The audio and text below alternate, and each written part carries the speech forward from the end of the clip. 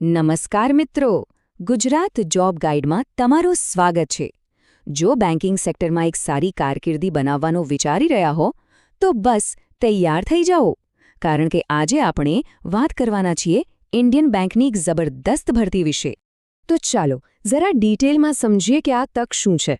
જુઓ, દેશની એકદમ જાણીતી અને પ્રતિષ્ઠિત બેંક ઇન્ડિયન બેંક એમના તરફથી સ્પેશિયલિસ્ટ ઓફિસર્સની જગ્યાઓ માટે ભરતીની જાહેરાત કરવામાં આવી છે. અને જગ્યાઓ પણ કંઈ નાની સૂની નથી. અહીં કુલ 350થી પણ વધારે જગ્યાઓ ખાલી છે. એનો સીધો મતલબ એ છે કે અલગ અલગ ફિલ્ડના ઉમેદવારો માટે અહીં એક બહુ જ મોટી તક છે. આજે આપણે આખી ભરતીને સ્ટેપ બાય સ્ટેપ સમજીશું. પહેલાં તો ઇન્ડિયન બેંકની ભરતી વિશે જાણીશું, પછી કઈ કઈ મુખ્ય પોસ્ટ છે અને કેટલી જગ્યાઓ છે એ જોઈશું. કોણ અરજી કરી શકે એટલે કે લાયકાત શું છે એની વાત કરીશું. પસંદગી કઈ રીતે થશે અને છેલ્લે સૌથી અગત્યનું અરજી કરવાની પ્રોસેસ શું છે, બધું જ કવર કરી લઈશું. તો ચાલો શરૂ કરીએ આપણા પહેલા પોઈન્ટથી અને સમજીએ કે આ ભરતી કેમ એક મોટી સુવર્ણ તક સાબિત થઈ શકે છે. જો ઓફિશિયલ નોટિફિકેશનમાં જ કહ્યું છે કે ચેન્નઈ હેડક્વાર્ટરવાળી આ દેશની અગ્રણી public sector bank specialist officers માટે અરજીઓ મંગાવી રહી છે. આનો મતલબ એ છે કે સ્કેલ 1, 2 અને 3 એટલે કે જુનિયરથી લઈને સિનિયર લેવલ સુધીના ઓફિસર્સ માટે આ ભરતી છે. એક પ્રતિષ્ઠિત સરકારી બેંક સાથે જોડાવાની આનાથી સારી તક ભાગ્યે જ મળે. સારું, તો હવે એ જોઈએ જે જાણવામાં બધાને સૌથી વધુ રસ હોય છે કે કઈ પોસ્ટ માટે સૌથી વધુ જગ્યાઓ છે. ચલો એના પર એક નજર કરીએ. અહીં ટેબલમાં સ્પષ્ટ દેખાય છે. મેનેજર ક્રેડિટ અને મેનેજર ફિનાન્સ બંનેમાં 80 જગ્યાઓ છે. મતલબ કે સૌથી વધુ તકો આ બે ફિલ્ડમાં છે. એ પછી ફિનાન્શિયલ એનાલિસ્ટ માટે 40 જગ્યાઓ છે. સિનિયર મેનેજરની પોસ્ટ માટે પણ ક્રેડિટ અને ફિનાન્સમાં 20 જગ્યાઓ છે. અને હા, ચાર્ટર્ડ એકાઉન્ટન્ટ્સ માટે પણ 10 જગ્યાઓ છે. એટલે આમ જોવા જઈએ તો મુખ્ય ફોકસ ક્રેડિટ અને ફિનાન્સ પર છે, પણ બીજી પણ ઘણી તકો છે. ઓકે, તો જગ્યાઓ વિશે તો વાત થઈ ગઈ. હવે સૌથી અગત્યનો સવાલ, આ પોસ્ટ માટે કોણ કોણ અરજી કરી શકે છે?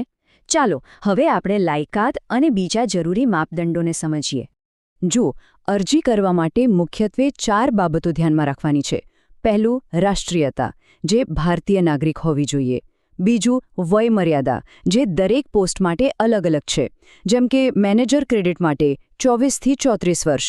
ત્રીજું, શૈક્ષણિક લાયકાત, જે પણ પોસ્ટ પ્રમાણે ચોક્કસ ડિગ્રી માંગે છે. અને ચોથું, કામનો અનુભવ. મોટાભાગની પોસ્ટ માટે અનુભવ ફરજિયાત છે. અને આ બધી જ લાયકાત પછી ઉંમર હોય કે અનુભવ એ 1 એપ્રિલ 2026ની તારીખે ગણવામાં આવશે. આ તારીખ ખાસ યાદ રાખજો. સારું, માની લો કે કોઈ લાયક છે અને અરજી પણ કરી દીધી. તો પછી બેંક ઉમેદવારોને સિલેક્ટ કઈ રીતે કરશે? એની આખી પ્રોસેસ શું છે? ચાલો હવે એને સમજીએ. અહીં બેંક પાસે 2 રસ્તા છે. પહેલી મેથડ, જેમાં આવેલી અરજીઓને શોર્ટલિસ્ટ કરીને સીધો ઇન્ટરવ્યૂ લેવામાં આવે.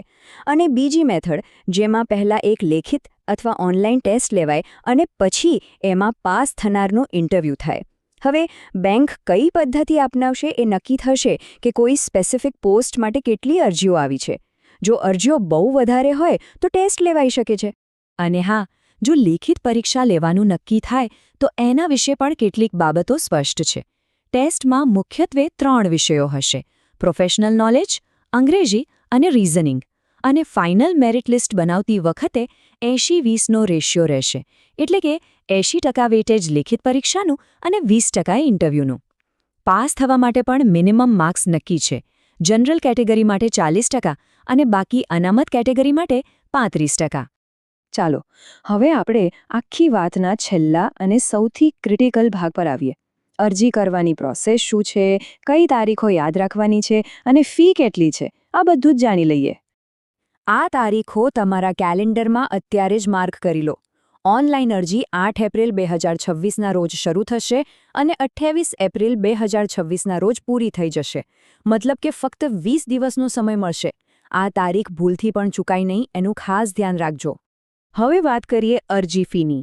એસસી, એસટી અને દિવ્યાંગ ઉમેદવારો માટે ફી છે માત્ર ₹175, જ્યારે બાકીના બધા જ ઉમેદવારો માટે ફી છે ₹1000. અને હા, આ ફીમાં જીએસટી પણ સામેલ છે. અરજી ક્યાં કરવાની છે?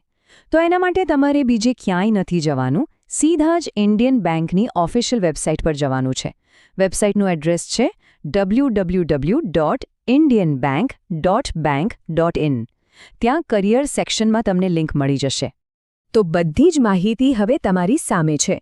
હવે સવાલ એ છે કે શું આટલી મોટી તક માટે તૈયારી શરૂ કરી દેવી જોઈએ?